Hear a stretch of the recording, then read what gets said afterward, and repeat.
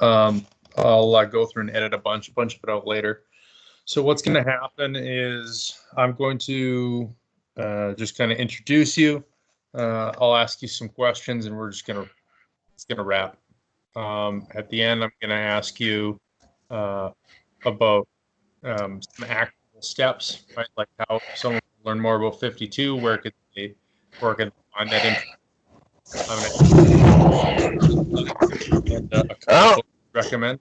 wait, Aaron, hold on. You breaking up bad now. You was good before, but now you breaking up. Okay, can you hear me or no? Now I can hear you. Okay. Um, okay, so we're recording. I'm going to introduce you. We're going to basically go. I'm just going to ask you questions, and you're just going to just talk. Don't try to sound smart. Just be you. Don't try to be someone else. We all like you. Okay. Right. This is Ace. I got the man, the myth, the legend, Shadow with us. It's been a minute. We've been trying to set this up. How you doing, brother? I'm all right. How about yourself? It's uh, it's another day in paradise, my friend. Um, so why don't you tell us a little bit about you and and why it is we're talking today?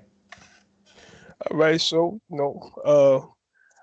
my AKA Shadow. My name is actually Ken Goodman. I represent 52 VTK, which is my particular brand of 52 blocks. Uh, I've been fighting my whole life. I started fighting. My mom did fencing. She was probably my first fight teacher. And after that, growing up on the streets of Brooklyn, I learned how to do the 52 blocks in boxing. Eventually, I got into Wing Chun and Kali. Currently, I'm a practitioner of Krav Maga. I kind of blend all these things together for my own unique style. Did 24 years in the penitentiary where I got to refine my fighting style, So what I teach the people, I know works because it saved my life on more than one occasion. So for us of the Paler persuasion, what exactly is 52 or 52 blocks or whatever you want to call it? All right, so 52 blocks is it's a fighting system, right? And originally, the intended purpose of 52 block. Well, originally 52 started out as something else, right? It used to be called Stato. They had a way the guys upstate fought. It was different from the way everybody else fought. They would punch you in the collarbone and use their elbows and stuff like that there. And eventually, this went through a couple of transitions, right? And if you like, we could get into a lot of that later. But it How was basically how far back are we looking at Stato? all right. So Talking like Stato, 30s, 40s. I would say honestly, based on what I know, Stato probably has its roots in the fighting that the slaves used to do on the slave plantation. A lot of black folks used to get locked up back. And once they ended slavery, they start finding reasons to lock up black folks. And those same individuals was in the prison system now, and they had a way of fighting. And basically would get refined because you don't have in jail. You don't have a lot of time and a lot of space to fight in, right? So you have to be able to get the fight over with quick.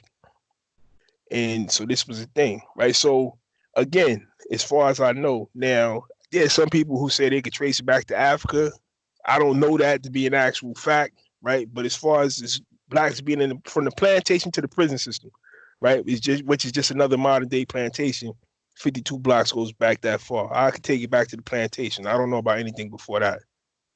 I can tell you that in northeastern Africa, Ethiopia, Eritrea, there's a fighting art called Testa, which is based on headbutting. All right. It's a real thing for sure. It is. And going through and looking into a little bit, there's some arts that were based around being or fighting in shackles and binds. Oh, well, that's a fact. See now, all right. So the shackle hand, right, which is the thing in 52 block, like, so there's certain movements where your hands kind of move in a way that your wrists are close together and they kind of your hands kind of roll over each other, and that's where that comes from, right? Your hands being cuffed, because you would have to be able to fight in handcuffs also. Even if you look at like skull and bone block, right? If you was to put your hands where your wrists were just far enough apart that like they had handcuffs on, you could still do that block effectively. Same thing with the what they call now the closed door and open door, but I like to call the cool white guy. Same difference with that block, right? You can do that even if you had cuffs on. You wouldn't be able to get your opposite hand down to your elbow, but you would still be able to do the block effectively. You dig what I'm saying? As a point of fact, and I think it's called Casey. They have a block this is very similar to it that they call frame one or something to that effect, some craziness, right? But where they have the hand is blocking, the other hand is actually grasping the wrist, right? So that would be like a shackle hand type thing. So why is it called 52? We put a poll up for questions and stuff like that, and one of the questions someone asked was, why is it 52 blocks? Is there only 52? Why not 55? Where does 52 come from? All right, so for the record, right, there aren't actually 52 blocks. That whole thing is from there are 52 cards in the deck, right? And at one point, the way the dudes used to train was they would just put the cards on the floor, and you had to be able to pick the cards up off the floor without getting hit, right? So, that's kind of where that comes from. That's why another name for it back in the day was a 52 pickup, right? But the 52 blocks in and of itself is actually a combination. When you say 52 blocks, that's almost like saying Kung Fu in China, right? Or karate in Japan. Those are just generic titles that cover a whole bunch of different arts, right? And 52 is pretty much a generic title for a whole bunch of different things, because in the prison system, you had Stato, right? But then dudes started making their own variety of Stato. So you had the Comstock Shuffle, you had the Auburn Shuffle, the Woodburn Shuffle, right? Different jails, they had different dudes that did it different ways. So guys were learning it different. And eventually what happened was that, now mind you, that these are guys that are constantly in and out the prison system, right? So according to what Minister Ali told me, a bunch of these guys, it was him, Karate Rob, the dude named China Church, another dude named Jamel, I believe Onions was there, right? Glassman might have been there, right? And, it was about 15, 20 guys, right? They were in HDM because at the time this was in the late 60s, early 70s, there was no adolescent building. C-74 didn't exist. So adolescents used to go to HDM, right? And they were all in the same block. All of these dudes were really good with different varieties of what would eventually become 52, right? And like Minister was this dude's boxing game is incredible. I mean, right now, well, I'm not gonna say right now, I haven't seen him in years, but the last time I saw him, he was like in his 60s and he still had a jab that would have put a lot of professional boxers to shame, right? All these guys put what they knew together, and this was where the whole thing with the cards came into play, right? They would put the cards on the floor, and this was how they practiced, right? So that's what the 52 actually is. It's all of this stuff: Comstock Shuffle, Auburn Shuffle, Woodburn Shuffle. Four Walls was another one, or rather, Four Corners, excuse me, was another one, right? That was basically wall fighting. Why were they tossing the cards on the floor? Was it to train people to get low, to work that low line? It's for low line, middle line, and high line. Because the thing, see, a dude that's really good with the 52 blocks will beat you from your ankles to the top of your head, right? Now, the thing is, the principle or the premise was that if you can pick the cards up and not get hit and still get back up to a standing position and not get hit, because it's not like the guys are only throwing punches when you're picking up the cards. They're throwing punches between the time you're going down to pick up the card, when you pick up the card, when you're standing up from picking up the card. All of this time, a punch could be coming from anywhere. So you have to be prepared to stop the punch, right? So it's for you to protect all those areas. Minister told me one time, he said that the blocks were divided into 3 areas, right? It was the midline first, then it went down to the low line, right? Defending the legs and stuff like that, and then came back up to the high line, right? And, you know, that was pretty much how they trained. They trained it like that. So why was it 52 kind of came about? Like we talked about, you know, you had the Stato and kind of the plantation stuff, but what really caused 52 to come into vogue over something else, like versus just like boxing or, you know, a good old haymaker? Why did 52 become important? Because of boxing, right? Most fighting arts come into existence to address a threat, right? And in the prison system, we talk about, you know, the 50s, 60s, 70s, boxing was the king of the yard, right? You had dudes that were phenomenal boxers. You had some guys who had been professional boxers but were still committing crimes and went to prison. So, and some of these guys was booty bandits, right? A what? So a booty bandit, right? That them is guys that take dudes' butts, right? So, you know, if this guy's is a former professional boxer who's in prison, he's got 20 years to do, and he decided he want to screw somebody, right? How you going to stop him, right? So, huh? Yeah, exactly. Yeah, so now the whole thing was, right, that you that had to be addressed. So now you had guys who, like I said, you had dudes like Minister. These guys were boxers, right? And so they understood how boxers attacked and how they used defense. So 52 blocks, right? Or at the time, what they called it was Jailhouse Rock, right? It wasn't called 52 blocks then. It was Jailhouse Rock, right? The whole 52 so thing came later. 52 blocks is the most recent name? Yeah, recent being a relative term, though. Like, recent would be, you know, I mean, like when I was a kid, that's what we called it in the street, 52 blocks, right? But, you know, and that, you know, I'm talking about this was the late 70s, early 80s. But first, it was Jailhouse Rock. All of that stuff was Jailhouse Rock. It's just somewhere along the line, you know, the whole thing with the cards and dudes was like, yo, we might as well call it 52 pickup. Then it went from 52 pickup to 52 blocks. You know what I mean? But getting back to the question, right? So these guys understood boxers, and the whole thing with 52 was it used an offense. It attacked from angles a boxer didn't know how to defend against, and it used a defense that the boxer didn't know how to attack properly, right? So, you know, like, for example, using the elbows to block a punch. Boxers weren't prepared for that. You don't do that in boxing. You don't see that in boxing. The closest thing you see to that in boxing, if you go back, like George Foreman, when he would do the thing where he would cross his arms in front of him, right? That's the closest thing you see to that, right? But as far as like how you got skull and bones, where you are deliberately targeting the dude's fist with your elbow, or the wrap where you're wrapping the dude's arm up and moving it to the outside so you can get in the uppercut or a cross or, you know, whatever. Yo, because every block in the 52 was designed to set up your counter, right? It's not, I hear dudes a lot of times be like, it's a defensive system, and it is, but they say that and they don't explain what that means, right? It's more of a counter-offensive system than it is a defensive system, right?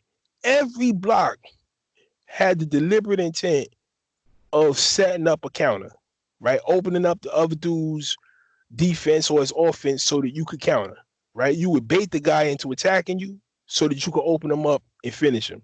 So it wasn't intended for you to stand there and do 52 blocks for the whole fight, right? No, you're supposed to open them up and then hit. So, you know, there are a lot of strikes. Like I mentioned Karate Rob earlier. You have hammer fist strikes and stuff in 52, right? A lot of that is credited to him because those things that come from karate, right? And some of the blocks, when you do the block, the hammer fist will come right out, right? The way it was explained to me when I was a kid was, you imagine you have buttons on like your elbows and the outsides of your arms, and when the fist hits the button, the strikes will automatically come out. Right? There's no Treating like pause. a kinesthetic trigger or a mouse trap. Exactly like that. Right? Or let's say a bear trap, right? Yeah. Okay. Okay. So within the 52 blocks, what are the 5 most transferable or the 5 most usable ones, right? The high fidelity greatest hits. All right, like we All we talked about Skull and Bones, right? What are the ones that are the most directly applicable, just besides some guys trying to look fly? All right. So the ones that Skull and Bones, definitely, right? The cool white guy, which is more commonly known to most other individuals as closed door, open door, or the head tap, right? Because that's what old school 52s would call it, the head tap, right? They would also call it elbow tap, right? Then you have let me see, the windmill, right? Which is basically like a circular motion going outward away from your body with your hands, right? If you think about the Karate Kid Daniel-san wax off, right? Okay. And then they have the happy hands or the fan, which is the reverse of that movement right there, right? And then the bull, right? Okay. Which I call in my system, I call it the shell, right? Which is basically you just bringing your hands, like you put both of your palms on your forehead, and that pretty much close everything off.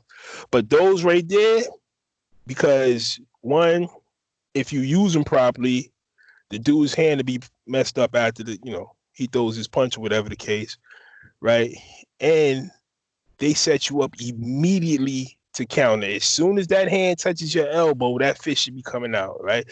Like in the case of the Skull and Bone, if you or with the like if the most common punch is the haymaker, right? So if a dude shot the haymaker at you when you did the bull, right? That hammer fist is coming out right after that. Boom, right? If you did the cool white guy, right? And depending on which side you used it on, right? So if you used it against his right hand, right? Then you got, and you, which would be mean you was using your if you used your left elbow against his right hand, then you got the hammer fist and then the straight right as your counter, right? If you used it against his left hand, right? Then you still got the hammer fist coming over the top, and then you got your hook, your right hook or your overhead right. You see what I'm saying? And all of that right there, all of those are power shots. Right? See, those are power shots. You don't really find, like, dudes who was really good with the 52, the jab, there was no use for the jab in the 52, right?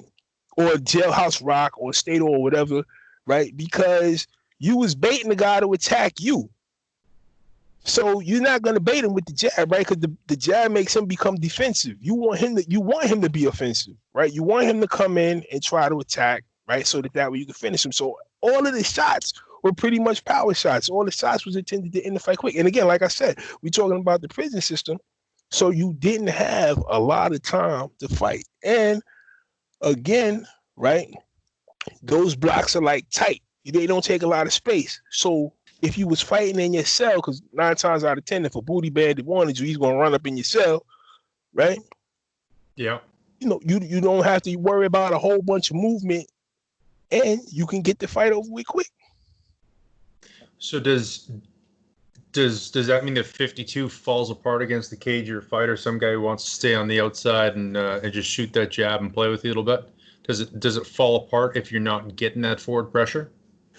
Nah, because all right. So it depends on what we're talking about here, right? Are we talking about a fight or are we talking about a sport, right? Two dudes, playing around with each other. Well, let's say you and I are both up top, and I decide I want to take a shot at the strap, and I know that you know what's up. I know you know how to play. I know that you're dangerous. I may not just come in guns blazing. I may go through and play with you a little bit, right? Try to use that jab, kind of feel you out. And so if I'm not immediately giving you that forward pressure, are the blocks so committal that it winds up being a liability? Nah, because your jab or, is still going to. or the blocks used in conjunction with your head movement, your own fakes and feints. Oh, absolutely. You always stepping offline, right? You're always moving out the way, right? The way the footwork is set up to be, the crazy thing is the footwork is a lot like the footwork in Kali, right? Or at least the basic footwork in Kali. The feminine triangle, right? The southern facing triangle where you're constantly stepping offline every time you move.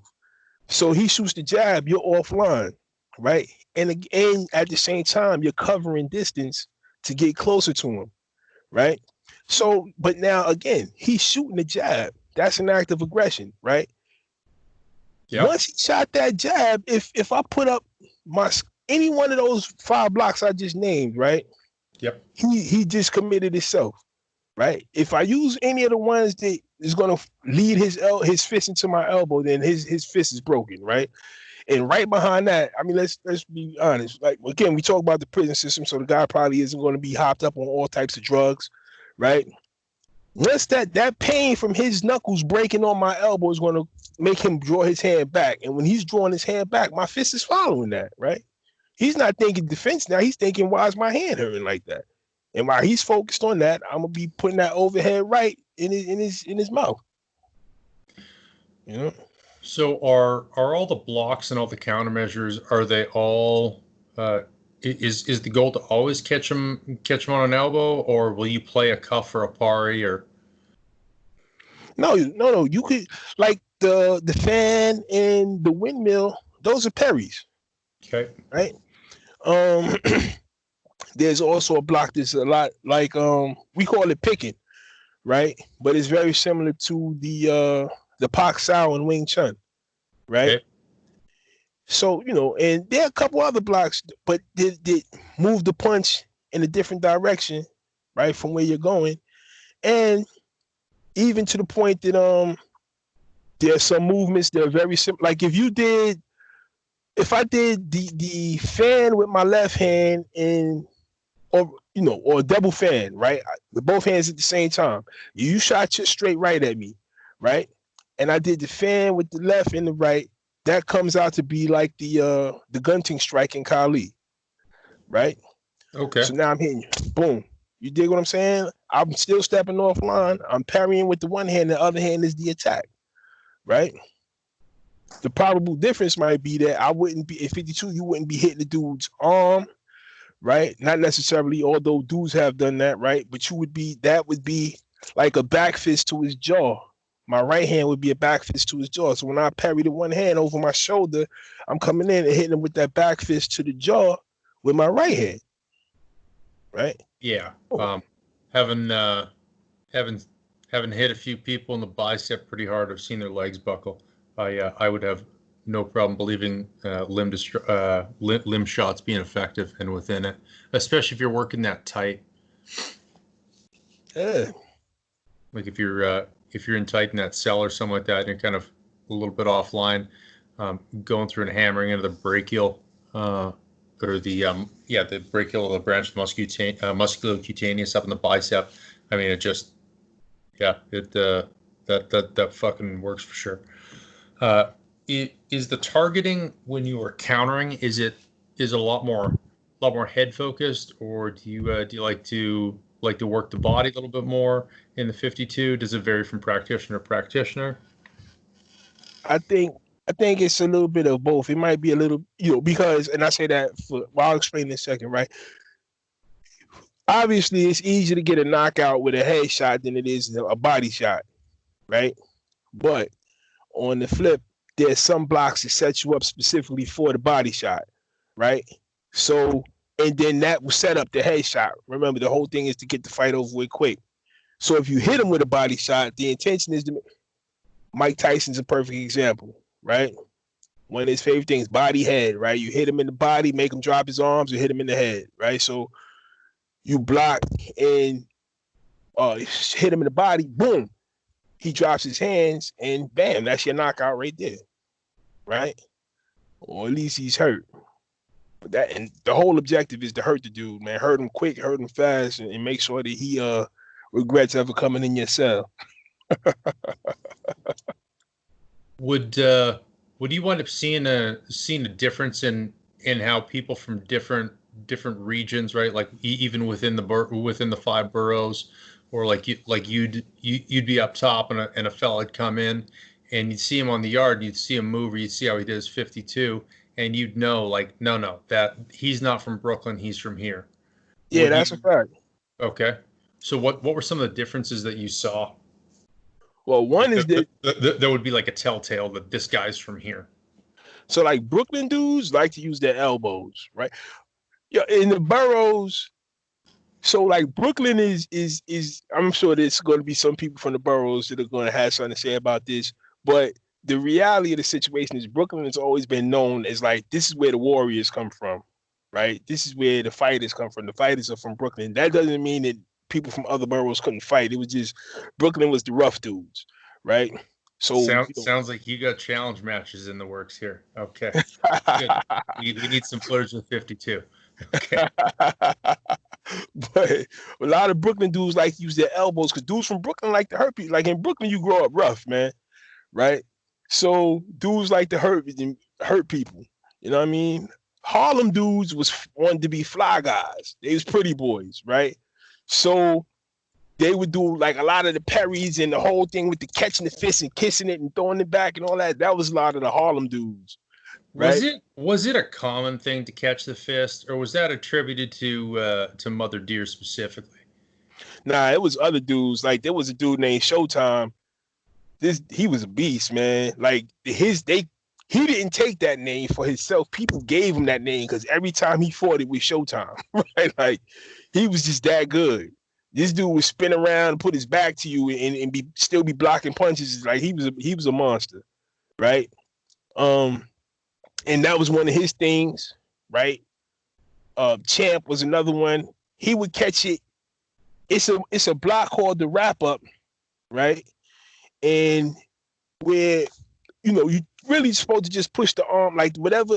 Like if the dude shot the jab or the straight right at you, you would just move it to the outside to open up the middle line for that uppercut or that straight right or whatever it was you wanted to throw, right? Because for the record, outside of the block to set you up for the hammer fist, anything else was dealer's choice, right? You could just do whatever was available, right? But Champ would catch a punch on his bicep, kiss it and throw it back at you, right? So that was the thing. You know what I mean? Mother Deer was just different, man. Mother Deer could undress you while he was fighting you. That's for real. Mother Deer could really undress you while he was fighting, and he would tell you what he was going to take off before he took it off. That's got to be a mind. Yeah, that's getting messy up for sure. Yeah. So you'd see the Harlem fellas. They'd be playing a little more parties, a little more fancy, looking fly. Yeah. It was a little rougher. Like to use a little more elbows to catch or elbows to hit, or just however they could do it. Elbows for everything, man. They would hit you with the elbow, catch the fist on the elbow, like to break it or whatever, come back, boom, and hit you in your jaw with the elbow. Because again, all of this, it wasn't. Remember, 50. Like I said, 52 was made to combat the boxer. So you wanted to hit the dude in ways that he wasn't accustomed to being hit. So you hit a dude he's been boxing all his life, and then you come across, he's expecting a hook. And you hit him with an elbow, it's like, all right, hold on, what the hell was that? You dig what I'm saying? Yeah. So and like Bronx is probably the second roughest borough, right? Their style would be kind of similar to Brooklyn, but not exactly the same. Like you could tell, you could watch a dude move, watch his footwork, and you could get an idea where he was from. Like a lot of times, Brooklyn dudes would like to get low. That wasn't something everybody did, But yeah, 52. Brooklyn was without question, right? And I don't think anybody would challenge this, right? Without question, Brooklyn was dominant in the 52 blocks for years. If you wanted to find a dudes that was nice, that's where you was going. They had other dudes that was nice in other places, but Brooklyn was known for the 52. Like they had to do, I think AJ is from the Bronx, AJ Monster, right? boom, real dude was beast, right? He's from the Bronx. You had different dudes from different places, but Mother Dear was from Brooklyn, right? My dad knew Mother Dear. Mother Dear was from Brooklyn. He's from Bushwick, right? Cowboy, Brooklyn. Minister Ali, Brooklyn. China Church, Brooklyn. Like I could go down the list, and 99% of the dudes, I say 98% of the dudes that was really nice with the 52, they was from Brooklyn, man. That's just a fact. So you were introduced to the 52 before you went up top. Is that still something that happens where kids are still getting it these days? It's kind of being passed from an older brother or an uncle, or kids are just walking around getting a strap now, and it's just changed. Yeah, it's changed, man. Like, I'll be honest with you. These dudes can't fight no more, man. Like, that's a thing, right? Like, again, like I mentioned earlier on, I was in the prison system for 24 years. I saw the transition. You went from dudes that could fight to guys that had no idea how to put up their hands properly. They how to get in the proper stance, nothing. These were in there. There was this one dude, right? He used to always be like, yo, I don't need to know how to fight. I got my scalpel, right? And I used to tell like, yo, but if you can't fight, how you gonna use your scalpel? And then eventually something happened and he got his ass beat in the yard because like having a weapon doesn't mean you can fight. But see, they came in the street, they had a gun. They didn't have to fight. So they just shoot you from down the block or around the corner or whatever the case. So when they came to jail and they got a scalpel or a flathead, ice pick or razor, whatever, they felt like it was the same thing as having their gun in the street. But you didn't have to get close to shoot the dude with the gun in the street. You had to get close with that ice pick, scalpel or whatever to use it. And if the dude knew how to fight, man, it beat the brakes off you, man. So you had my generation, right?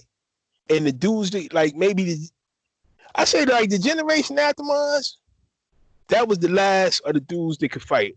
All them other dudes after that, them was the dudes that was coming to prison and getting their heads knocked off, man. And they was running to join the gangs and stuff like that. Like that was going to protect them until they start realizing that wasn't going to protect them. So, yeah, but them dudes, they can't fight. That's not a thing anymore. So is it where is it that the art is being passed along then, right? Like are guys going up top for a nickel and they're coming back, haven't been exposed to it? Is it one of those things where you got like one of the OGs and he's using that as a currency, he's teaching it, instead of like trading cigarettes kind of thing? Nah, I'm gonna keep it a buck with you. So a lot of the dudes who are the that I would call the grandmasters of 52, a lot of them dudes are dead now, right? The ones who are still alive, they don't think like that, man. Their thing is, like, I'm gonna be honest, like, for me, right? Dudes, I went upstate, and old timers, they saw something in me, right? So they was like, all right, we gonna mold this one. He gonna be the best warrior he could be, right? And a lot of my dudes that I still stay in touch with now, they were the same way, right? So we got molded by these guys. A lot of these dudes is coming up now. You just don't see that in them dudes. They wouldn't waste their time with these dudes, man, right? And you got some like old man Shasha, God bless him, right? He's a legend with the 52 in the prison system, man. And like we fell out because I wanted to document the whole thing with the 52, and he felt like it shouldn't be documented. My point being that a lot of those old timers, they don't feel like dudes are worthy to have that. They don't think it's for everybody, and they're definitely not just going to give it out like that. That's like selling guns to the enemy. You got prison. You never know who might flip on you. Right? So you got to really trust the dude to teach this dude something that he might potentially be able to use against you. And, they sit back and they watch how these young dudes move. Then most of them aren't worth it. So, the dudes just passing it along now, are out here in the street, man, and you know, some I don't know, that's a whole nother thing, man. So from what you were exposed to both up top and before you went away, um, and what you've kind of seen now is guys trying to rep the 52, how much of it's actually authentic? And so the reason I ask is like my exposure to 52 is minimal. Um, right, haven't done some FMA and stuff like that. I've seen some Panatukan and some Pangamut, and I've seen similarities, but I mean, I know what it looks like when someone's flowing, right? It's someone picking up a trumpet, right? You can tell when it's not Miles Davis. You don't need to play Right. the trumpet to know you right to just know it's tin, right? No, absolutely. Uh, all right. So I'm gonna try to be as politically correct as possible because I don't want Well, to hurt let's anybody's just feelings, start right? by like we're not going to name names because that'll just turn into some kind of weird grudge match. All right. So dig it. There are some dudes I see, right, and they'll be like promoting 52 blocks, and then I watch him, and I'm like, what the fuck is he doing, man? Like, that's not 52 blocks, right? Or, you know, they'll do something that and I, you know, just weird shit, right? And I'm sorry, I'm not even sure if I'm supposed to be cursing on this broadcast, right? But It's all good. We don't make kids content. all It's right, been pretty cool. clean so far. But like, yeah, man, dudes do stuff like they'll be teaching primarily boxing and throw a couple of blocks in there and be like, well, this is the 52 blocks, right? Or, you know, I see dudes, not, yeah, like you said, we're not going to name names, right? But dig it. I had did a video one time showing a particular technique, right? A little while later, I go on Instagram and I see a dude attempting to do the same technique, right? He was fucking it up, right? And I'm like, yo, now it just so happened the dude follows me on Instagram and he also is my friend on Facebook, right? And I'm like, yo, what is he doing? And just for the record, the dude, he can't fight, man, right? But he's supposed to be a 52 representative. And I feel like I want to, you know, unity in the 52 community. But every time I see one of this guy's videos, I want to beat his ass, man, right? Because he is grossly misrepresenting the system, right? And that's just wrong, man. It's wrong, right? But you know, he has people that he has people who believe the way he's teaching them is some official shit. You know what I mean? But you know, again, being politically correct, right? Perhaps that's just his brand of 52, right? Boom. Everybody has, you know, I have my brand of 52. Other people are going to have their interpretation of the 52, you know. So, and maybe it works for him, and perhaps his students can make it work for them. You know what I mean? So, you know, I just don't see it, man. Fighters move a certain way, man. You can't fake it, right? It's like using your analogy, right, or taking a hint from your analogy with Miles Davis. It's like watching uh, uh um what's that? Fred Astaire or Gregory Hines, right? You watch them guys move, and there's just a flow, man. It's like it's thoughtless. They don't have to think about it. They're just going. The music turns on, and they just get to moving.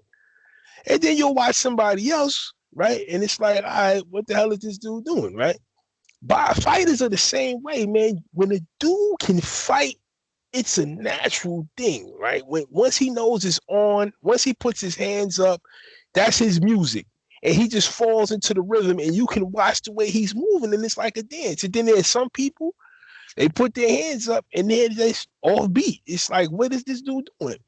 To somebody who doesn't know how to fight, it may look good, right? But to a guy who can fight or who's used to watching real fighters fight, they can see it. Like this guy's he can't, you know, he's faking. He's trying to fake it and he can't, you know.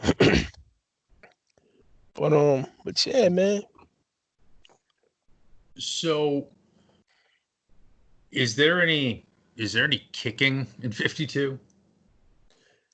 Or was it because based on the ranges and stuff like that you're working, it just wasn't really a thing? I'm gonna say this here, right?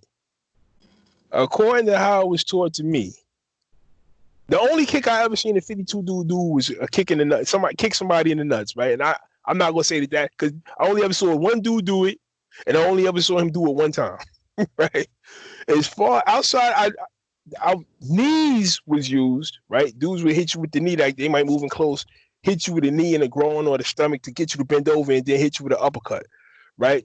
But it wasn't like that was a thing. It wasn't. It didn't have the same intent as like Muay Thai or anything like that, right? But kicks, nah, man. Like, come on, man. Who are you kicking in the jail cell, man? Right? Well, that's what I figured, but it's not that every single fight's going to occur in the jail cell, but it being fairly specific. Yeah, no, but you see, you could use it in the yard. But all right, let's keep it a book. Like you're a fighter, you know fighting, right? Yeah. I mean, some of the questions I'm asking you are questions that people are just going to want to know, right? No. Yeah. No, I understand that. What I'm saying is this: I use that like as a lead into what I'm getting ready to ask you. How much training, right, goes into learning how to effectively kick someone in the face with speed, power, and accuracy, right? Like how long do you have to train for that? Well, a front kick can be learned relatively quickly. So can the oblique kick, or similar to the silliness in the Wing Chun with the false leg. I'm Right. busting balls. Calm down. And so going through and throwing those hip line and low. I mean, I'm 6'3", maybe 6'4" on a good day. Like, there's not too many people I can't fire a front kick at chin height, fastening and blank, and I typically will use it about hip height, because if I'm kicking people in the nuts doesn't work that well, but hinging the hip to get them to bend over, and I could fire that out at blinding speed. All right, cool. And a front kick doesn't take that much time to learn, and in those tighter environments, like based on some of our chats, we've both mixed it up, and I've definitely found that in a narrow hallway and stuff like that, that front kick can be a great initiator. All right, I can agree with that. In VTK, we use the push kick, the front kick, and the oblique kick, right? But again, we're talking about the original system being taught inside the prison system, right? So now in the rule book, on the very first page of the rule book, the first rule, right? It's like 100.01, right? There is no practicing of any type of martial art, right? Boom. Number 2 is about sparring, right? The next rule is about sparring. So if you're teaching somebody this stuff in prison, right? Where are you teaching them a kick? Because the first time you lift your foot up off the floor, you can hide a knee, right? You can hide a knee like, yo, like you might be standing at the heavy bag, throw a combination, and then lift your knee up and take a step forward and be like, yo, you see that? Or you tell a dude beforehand, right? Yo, look, when I'm gonna do this, and then when I lift my knee up like this and take the step forward, that represents this. But the kick, right, to train that properly, right? Yo, man. And that's not to say that, because there are dudes who teach martial arts in the prison system, right? But mostly that'd be like the Muslims teaching in the mosque, where a lot of mosques the police don't go in. But in a lot of dudes that did the 52 wasn't Muslim, right? Or at least it wasn't Muslim at the time, right? But so to teach that those kicks, right, and to be able to practice those kicks, man, like again, different strokes for different folks. I never knew any 52 practitioners that do kicks, man. And point of fact, not even Karate Rob. See, that was a different story. Karate Rob is a different thing, right? Boom. But again, I never saw Karate Rob fight, right? Now I'm sure that he used kicks, right? And I've heard some people say, see, now I know that there are counters. That's where those low line blocks come in at, right? Because a lot of those are counters for kicks, and that's credited to him, right? But I've only ever met one person who said, yeah, Karate Rob put kicks in the 52, but nobody knows which kicks these kicks supposed to be. And when people start demonstrating some of these kicks, they do some wild, outlandish stuff. And I'm like, come on, man, you can't be serious, right? So, again, I'm not saying that, it's not possible, right? But growing up in Brooklyn, watching dudes fight, Brooklyn was like, everybody in Brooklyn was going to jail in the 70s, 80s, right? Going to jail, coming home, boom, boom, boom, boom, boom. And my uncle, right, Donnie Martin, this dude, Sham God. If dudes was in prison, they know Sham God. If the dude tell you he was in prison and he was doing the thing in the 70s and the 80s, and it's like probably even the 60s, and they don't know Sham God, he wasn't about that life, man. My uncle this dude was a monster, man. Boxing, 52, but this dude was a monster. I never seen that dude throw a kick, man. Not once. Dude named Tahim, this one of the dudes who taught me 52 blocks. This dude, he was a little bit older than me, man. And from the time we was kids, this dude was getting locked up. He was in and out of Spofford, DFY, got older, started going to Rikers Island, up north, boom. 52 monster. I never seen this dude throw a block, man. I mean, a kick, right? I could go down again. Minister, he used to laugh at dudes who think, like, Minister had a thing. He didn't like martial arts, right? Which was kind of crazy. And I'll explain why in a second.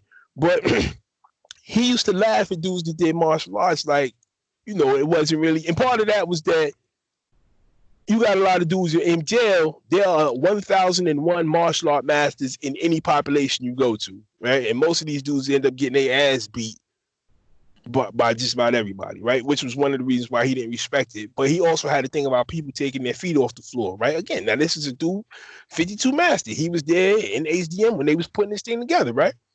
Boom. And he didn't think kicks belonged in a fight, right? So was his feeling about that? Well, hey, you might have to bang when you're on like a freshly mopped floor or the dish pit or whatever, and I mean it's hard enough to stay standing. So why make it more difficult? It's that, right? Also the fact that if we, all right, you in the cell, you in the yard, you wherever, right? If you go to chamber that kick or whatever it is however you want to throw that kick, and the dude decides to rush forward, you're now standing on one leg. Right? Where's your balance? You dig what I'm saying? So if the dude is rushing forward and he's covered up and you don't get to land that kick somewhere where it's going to stop him in his tracks, he's going to push you over. Right? So again, like, a lot of the people that I know that was really, really good with that, I never even heard I never saw Mother Dear fight. But I never heard about him throwing a kick. And I know a whole bunch of people who know Mother Dear and seen him bust ass. Right? I never heard him, Eric Tweedy, Glassman, Onions. I never heard about, and all these dudes is legends. Never heard about any one of them throwing a kick. Now, just to go back a sec, right? The reason I said the thing with Minister, like, which was kind of funny with him not liking martial arts, is because, all right, so first let me say this here. Nobody knows for sure that Karate Rob actually did karate, right? They just knew that That's perfect. Nah, I'm not saying he wasn't a martial artist. I'm just saying that he wasn't specifically a student of karate, right?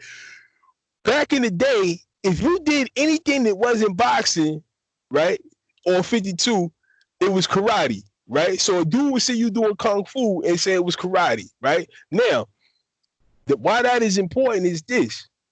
Moses Powell had a lot of students. Bad man. Oh, yeah. Wow. Now he had a lot of. Don't look up Moses Powell. Wow. Yeah, he was a monster. Like, so now I said, wow. Yeah.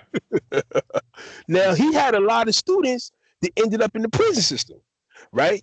Now Moses Powell was also a student of Professor Visitation, right? Who taught his own branch of his own style of Kali Arnis, right? Eskrima.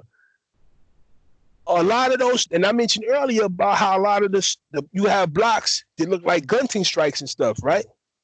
Now, even like Skull and Bones and the head tap, right? Those are very similar to movements you find inside Penantukan, right? Now, right? And the fan and the windmill. Now, the footwork, right? One time, not minister, it was these three dudes, right? All three of these dudes was known to be good with a knife. I don't remember exactly what happened, but somehow or another they violated Minister Ali, right? And he told each one of them, he was like, yo, you, and you get your knife, bring it to the yard. We're going to settle this, right? He beat the shit out of all three of these dudes, right? He didn't have a knife or nothing. His footwork was Kali footwork down to the, everything he did was Kali, right? I mean, he had a couple pivots and stuff in there that come from boxing, right? But it was basically a combination of Kali and boxing footwork. But if you knew what you was looking at, you could see the difference when he moved certain ways. And it flowed together when he did it. So after I asked him, I was like, yo, you ever studied this? He didn't know what the hell I was talking about, right? He was like, nah, man. I'm like, you sure? Because that what you was just doing on the floor was this. He's like, nah, that's just the 52 blocks in boxing. No, this, boom. So I'm like, yeah, this dude don't know what the fuck he talking about. But that was the thing. So I've always kind of suspected that Karate Rob might have been a Kali dude, man. He might have been a student of Moses Powell. Again, I never met the man, so I never got to talk to him myself, right? But Moses Powell had a lot of students in the prison system. Moses Powell studied under Professor Visitation.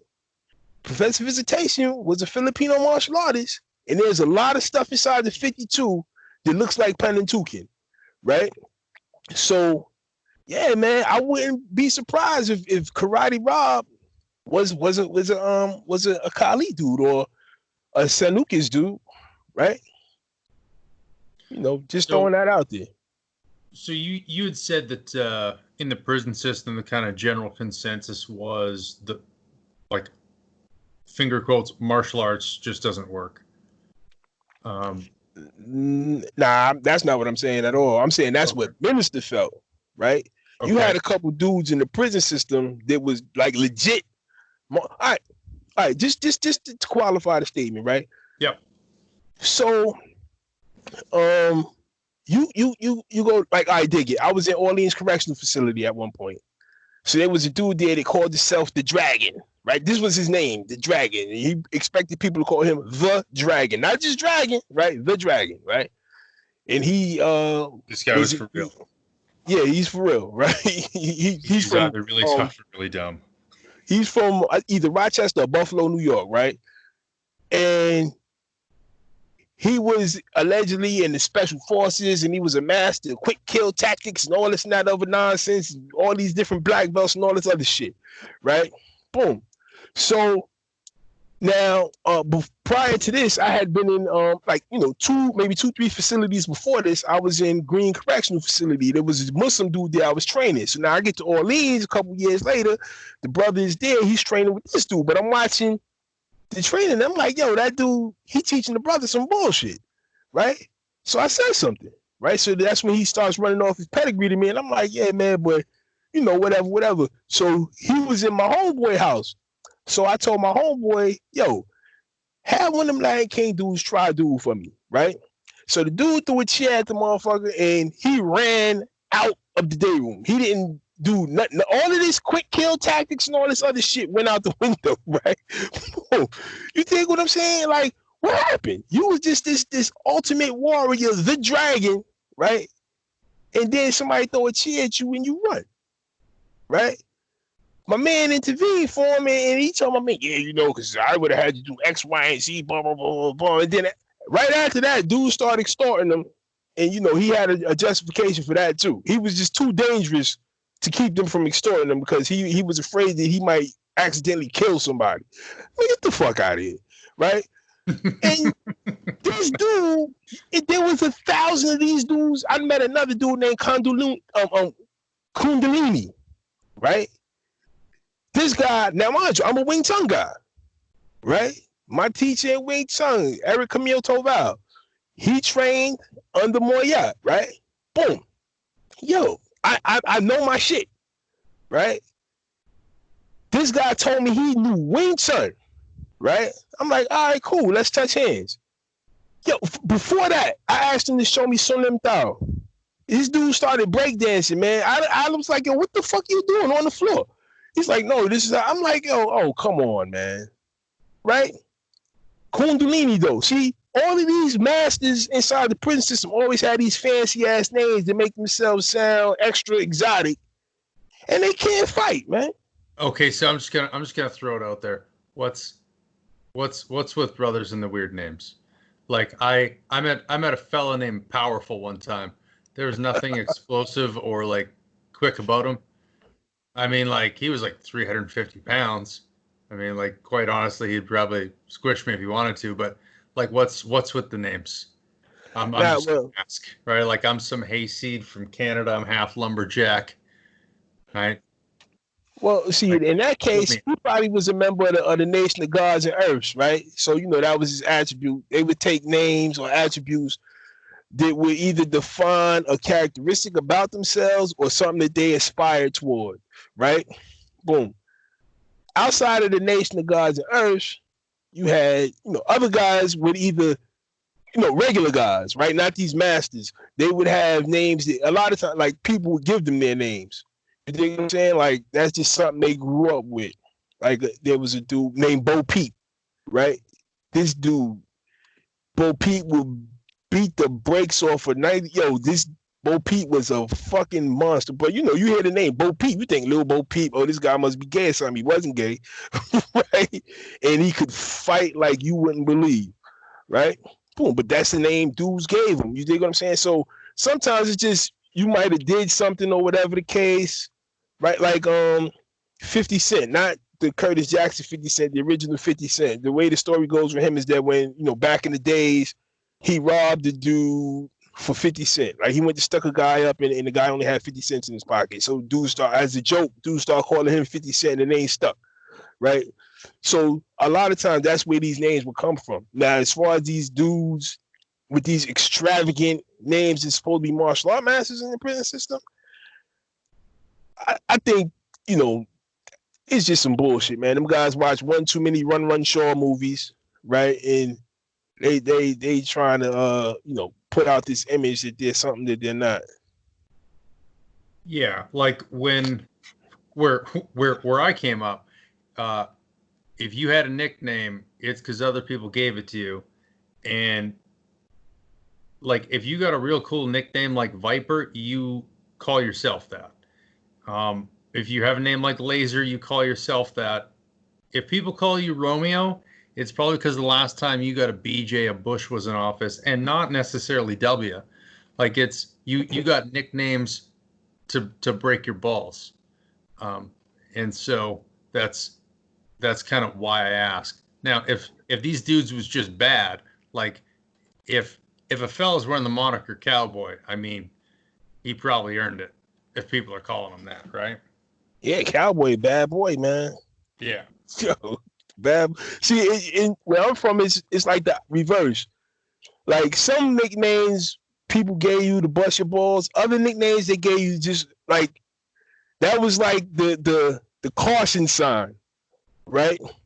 So like when I was a kid, and this guy has nothing to do with the 52, but there was a dude named Uzi Delroy. Right? See, Uzi. So they let you know what kind of gun he carrying just in case you decide to fuck with him. Right? I thought maybe he was Israeli. Nah. You dig what I'm saying? You had like you had different dudes, different names. But depending on, you know, how notorious you was. Huh? I said Uzi would have been a nice piece then. Oh, hell yeah. Right? Right? What? Man.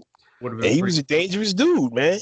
Yeah. You know what I mean? He was a dangerous dude. You see what I'm saying? So, you know, other names, like I don't know how these dudes got their names, right? but like Glassman, right?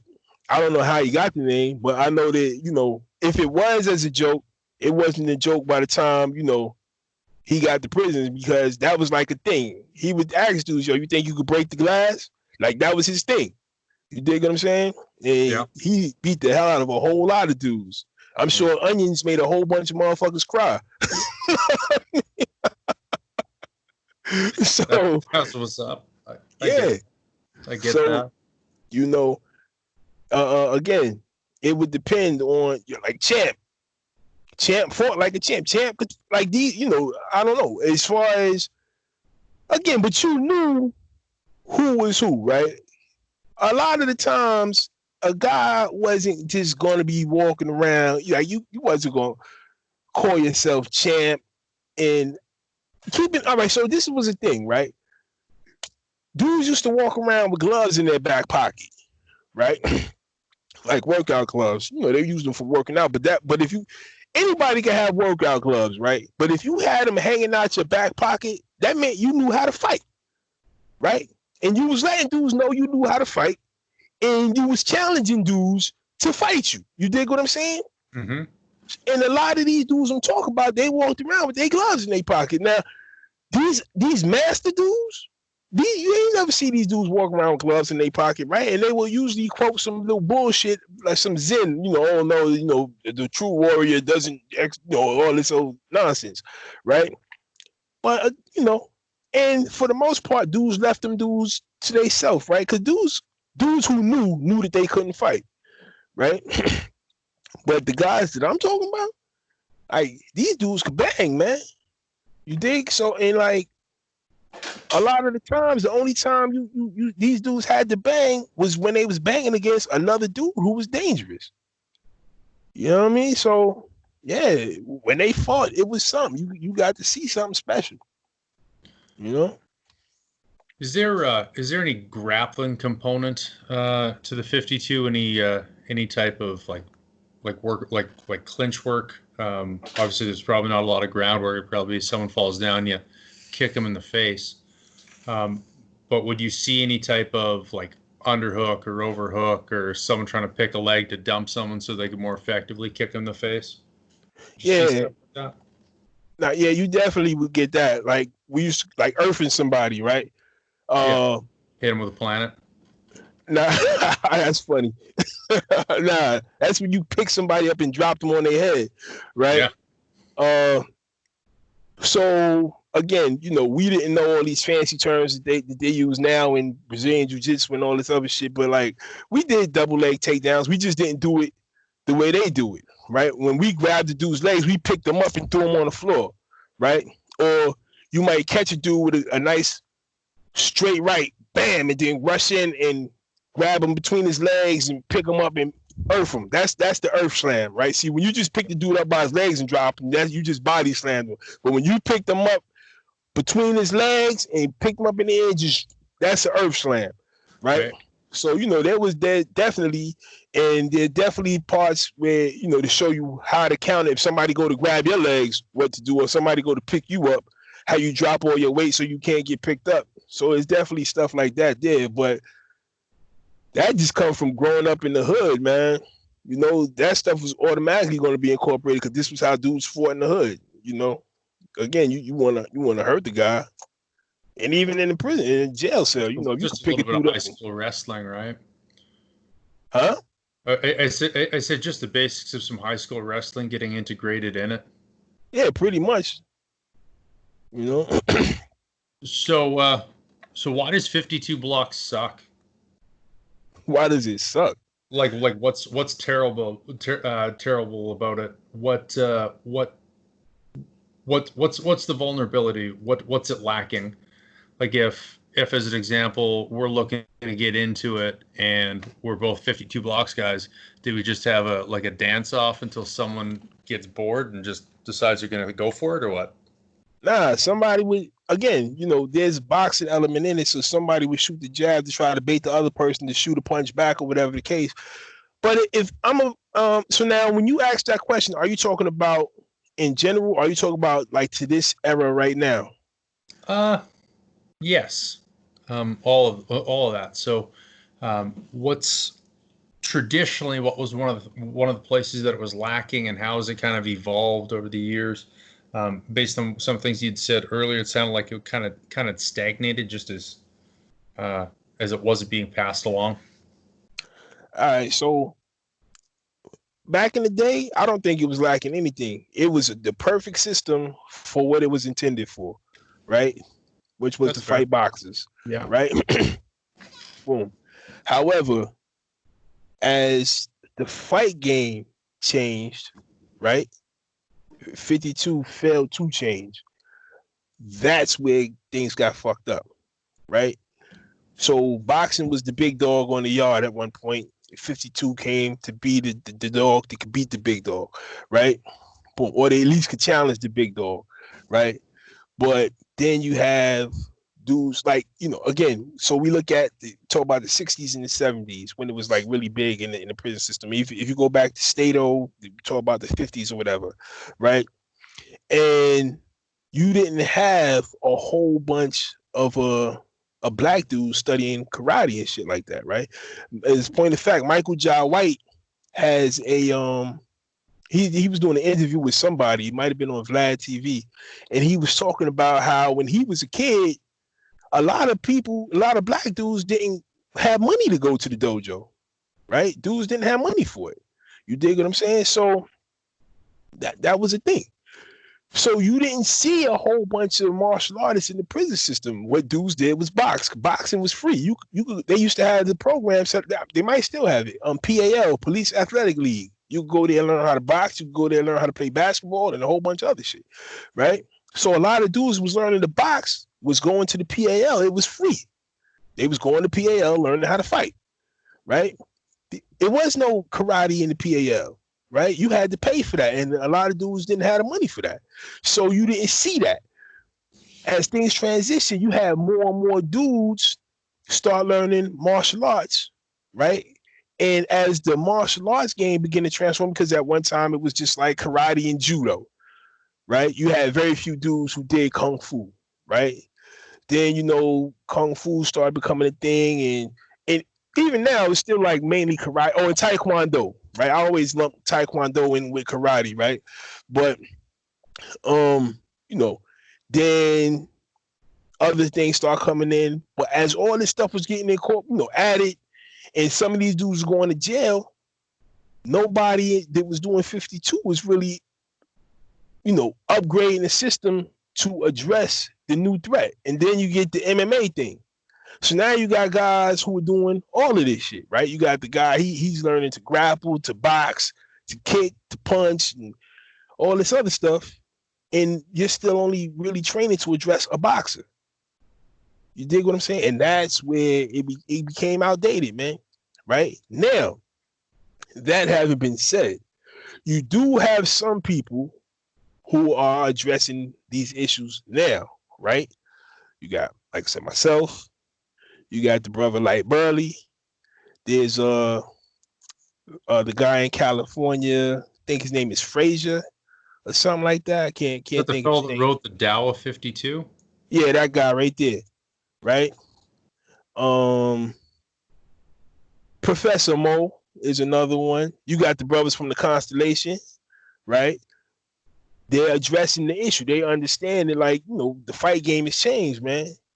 And I get into a debate. I got a friend of mine, right, that I train with. He actually started his training with the Constellation. And sometimes we get into this little debate. His thing is, he gets into the whole thing about the purity of the 52 blocks, right? And he's like, yo, you're not pure to 52 blocks because 52 BTK isn't just 50, it isn't the 52 blocks the way it was practiced by Glassman and whoever else. But my thing is that I'm pure to the spirit of the 52 blocks, which is win the fight by whatever means necessary, right? Boom. Those brothers, like I said in the beginning of this interview, each of them had a different aspect of Stato, right? You had some who just did Stato, you had some who did the Comstock Shuffle, Auburn Shuffle, all this, and then they brought that together to make it more efficient, right? Boom. they adapted, right? The prison, I mean, the criminal mind is an adaptive mind, right? And when you start to become stagnant, you're no longer living up to the spirit of the system. I mean, come on, man. Let's just call it what it is, right? It was made by criminals, right? Boom, dudes that was in the prison system. These guys wasn't in there for selling bootleg Bibles, right? Yo, it was with a specific mindset. Let's address this threat because it exists. But a criminal is always going to adapt to address whatever the threat he feel exists. Nobody was adapting. I've adapted. And those brothers I named, they've adapted. They've adapted their system, their style of 52 to address the present threats, right? So now you have 52 fighters who can fight a karate guy. You have 52 fighters who can fight you have 52 fighters who can fight a kung fu guy. You have 52 fighters who can fight a BJJ guy and all these other, because you have individuals who are being true to the spirit of the system, which is to be an effective fighter and counter whatever threat exists. You have other individuals who feel like, yo, all that is cool, but we're going to stay with this. And that's remaining stagnant, man. And that's just not the way. You know, or at least I don't think that that's the way. And obviously, these other individuals I named who have adapted their system don't think that's the way either. Yeah, I always find it interesting when people talk about martial arts as far as being these closed things, right? Like it's like, all right, at a certain point in time, we've discovered the best. And it's not going to change from this point, and I mean just from the standpoint of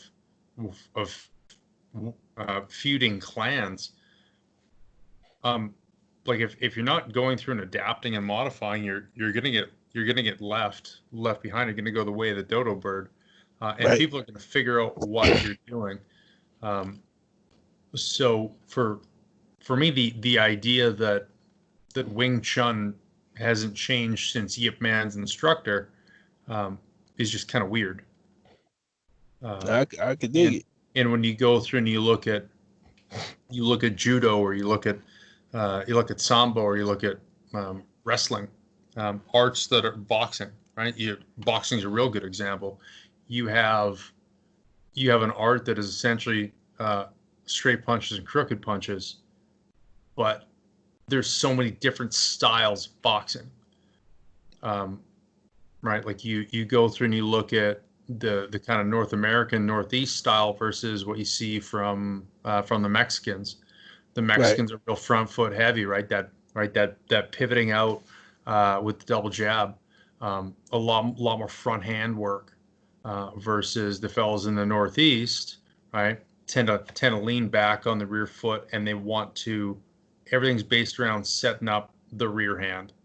It's not that they don't throw a hook. It's not that they don't have that, but their big thing that they're looking to do, they're not as active as the Mexicans are, and they're looking to fire that heat. They tend to stay on the end of the range versus being an infighter. But even within those two main styles, you look at the Philly shell, that I mean, Mayweather's just turned into an art form. Right. He's playing that rear foot game way different than the other fellows do, right? You know, you look at the similarities. Like Foreman also kind of had that body shield and that bladed style, but I mean, just being a way larger man, played that quite a bit different than Mayweather. Right. But you still see, like, boxing is still changing. A perfect example is you go through and you look at Mike Tyson, who was a complete dynamo in his day, and nobody really gained the interest until recently. And now you go through and you look at a guy named Vasiliev Lomachenko, who's out of the Ukraine. Yeah, he's a monster. But what's special about him? His footwork, his angles. I mean, like he's got big power, but his footwork is on a whole other level. Is boxing a closed system? Has it been changed? Has it been adapted? I mean, since the since the Marquis of Queensbury's rules came through with the mufflers, a lot of the nasty stuff was taken out, which looks like 52 put some of it back in, but you're not seeing that add up, right? Like anyone who's saying it's not adapting, you got to stay pure. I mean, what does that even mean? That's not how you continue to win. I feel you, brother. I agree 110%. But different strokes for different folks, man. So so you talked a little bit about the 52 VTK, your own flavor. What is that? And how is it? How have you adapted it or updated it a little bit to meet your needs, and why did you add what? Just kind of speaking in generalities. So the title is basically what it is, right? So you have 52, right? You have Wing Chun and you have Kali, and the 52 VTK is just a combination of those things. I don't feel that any one of those systems by itself is a perfect system. I think that, but the elements there are elements in each one of those systems that complement the others and can make them into a very good system. I don't think any system is perfect, right? Because once you start thinking that something is perfect, that's where you start getting into that stagnated thing where all right, we're not going to change this because this is perfect. It's very good, right? It's effective, it's efficient, right? So that's pretty much, and that's the order I learned in. Before I learned Wing Chun, I knew 52. Then I got into Wing Chun. Then I got into Kali, right? And when I fight, those things just kind of blend naturally. I don't think, okay, when he punches, I'm going to do a Punentuken move and turn that transition to a Wing Chun move, then the 52. Nah, it just happens. I've been doing it for so long that my body just knows what to do and when to do it, right? And it just comes out that way, right? But again, those three systems share so many similarities that they just kind of, everything just flows together. If you look at like Bong Sao, right? If you just move your hand a little bit, that becomes Skull and Bone, right? I mentioned earlier how Skull and Bone is essentially a gunting strike from Punentuken, right? So these things just go together, man. It's just a matter of looking at it the right way. And then I'm gonna give credit where credit is due. You actually made me look at it that way, right? And once you pointed it out to me, and I actually started really analyzing what it was, I'm like, yo, man, it just like elements of it just flow together. It's formalizing the system. What I was doing, taking what I was doing naturally and making it into an actual system that I could teach to other people, as opposed to just, something I'm just doing myself. Well, and that's the thing, though, right? When we start systemizing it, if nothing else, we codify it in our mind, right? We start cataloging and realizing why it is we're doing what. And so when you go through and you teach the little brother or the fella coming up or nephew or whatever, I've always found that when I'm passing something along, I wind up understanding it better. Right. Understanding I agree with that. Doing what I'm doing. So wait, hold on 1 second. I want to return to one of your earlier questions, right? You asked me what was the 52 lacking, right? And I said in its early stages, it didn't lack nothing. It was perfect. That was a mistake. Okay. It was what it was lacking was that right there. There was no set system. It wasn't codified, right? Depending on what jail you was in, you could learn it a whole different way, right? And who you was learning from. You dig what I'm saying? And that was the thing. That was the thing right there. That was one of the biggest problems, I think, with the system right there. Because, even if you had different ways of doing it, right? Nobody ever came and was like, yo, this is what we going to do, man. We going, like the dudes from Brooklyn never got together and said, yo, this is how we going to teach the 52. So that way, when dudes from Brooklyn go to prison, they know how to do this or whatever the case, right?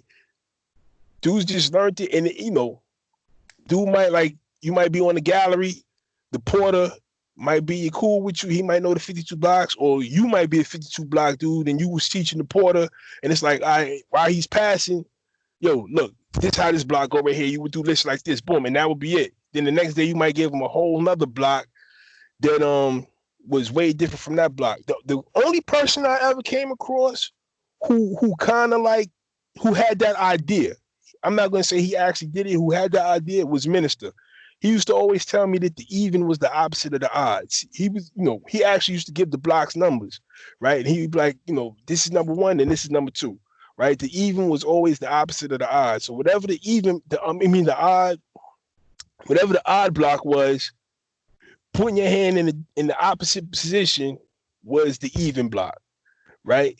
And that always stuck with me. The even was the opposite of the odd. But he was the only person I ever met that said that. But that would have been one of the biggest weaknesses with the system.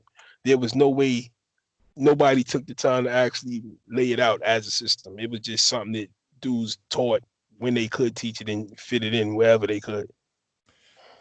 Is there any place where it's been codified now in which there's some type of an index or there's some type of like catalog of this is what the kind of 52 looks like, the way the Codecan 67 exists?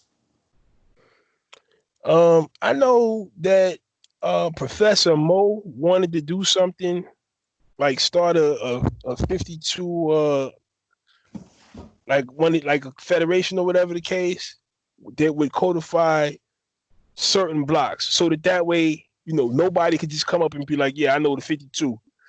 Everybody who knows it, like really knows it, they would be in this roster. And because there's some blocks that like these are, it's no 52 without these blocks. There's just some blocks that are just like that. These are the bread and butter of the 52, right? So these things would have to be there, right? So I know that he wanted to do something like that. I'm not sure if that ever got off the ground or not, I know now. Have to put something together so that there's some type of a reference, at least some of the ones that we mentioned here, so folks have an idea. We maybe we'll put together when you and I get together, chop the cake later this year. We'll go through put something together, so that there's some type of memory. All right. Getting a little bit further on the interview. What are the 3 books that you recommend? One or that have had the most influence on you. Books about the 52 blocks? No, just life stuff. Oh, all right. Like if you could go back, talk to your younger self when you were like 20. What 3 books would you recommend that you read? Rich Dad, Poor Dad. What's that? Rich Dad, Poor Dad would definitely be one. Okay. The 48 Laws of Power and The Art of War. Okay. Sun Tzu. Okay. Those would be my top 3.